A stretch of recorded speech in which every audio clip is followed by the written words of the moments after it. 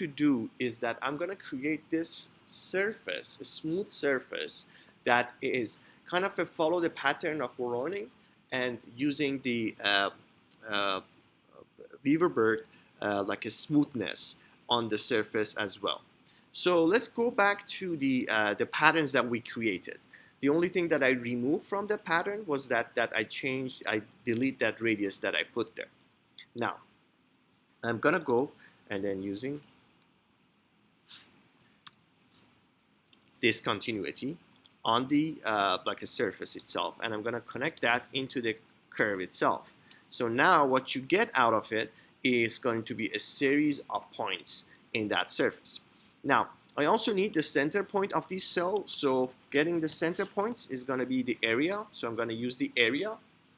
So I'm going to get the area as a center point. Now, I know that I'm going to move these center points a little bit down because I want to create this like a patterns that you saw on the example. So you see that the center point of these surfaces is kind of below the actual surface itself. So I'm going to move this center point and connecting it to the geometry. And for the value of this, I'm going to use the Z unit, and I'm putting minus 0.5. No.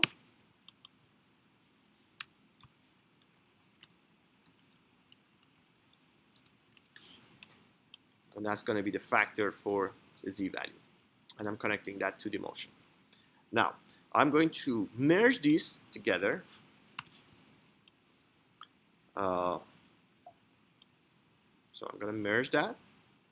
So the points here, it's a series of points getting here. And then the other one is going to be, if you look at it, the way that it's located right now, it's like each point, it's like one unbranched data. So I'm going to make sure that this point, the center point, will be on each of those branches. So I'm going to graph it. So I'm check the data outcome. So the input for branch number 1 was 7. Now it's like basically 8. But just to make sure, I just simplify data to making sure that they are correctly merging in the right place. Now, once I have that, I'm using the Delaunay mesh to create the surface, right? Right now you have a series of points, and if you connecting those, the outcome that you get is going to be the center point connected to all those like points that we kind of generate for the first time. Once I have that, I have the surface that I was looking for. If you look at the example, the surface is already there. The only thing that is left is just creating that smoothness that we're looking for. Now, before getting into the smoothness of it, we need to join all these surfaces that I created. So I'm going to use the Weaverbird join.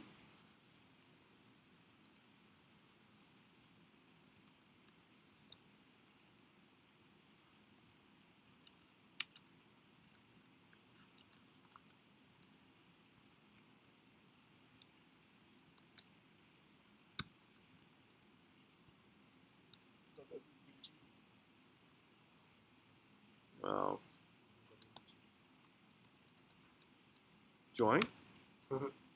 And I'm getting that mesh that I have and connecting them here.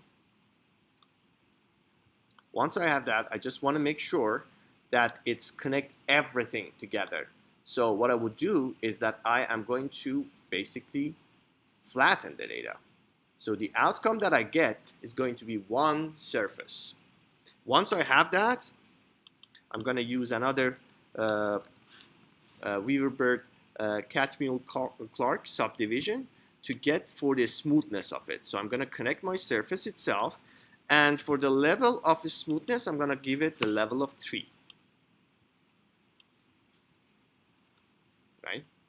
Now, let's see if we got any error. Doesn't look like we got any error.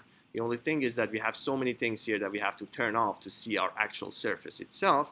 I'm going to go over here and then turn the preview off. So if I go back, You see that I created that surface right there with that level of smoothness. If you want to check the quality of it, you can do the same thing that we always do. We add the purview and connecting the geometry itself.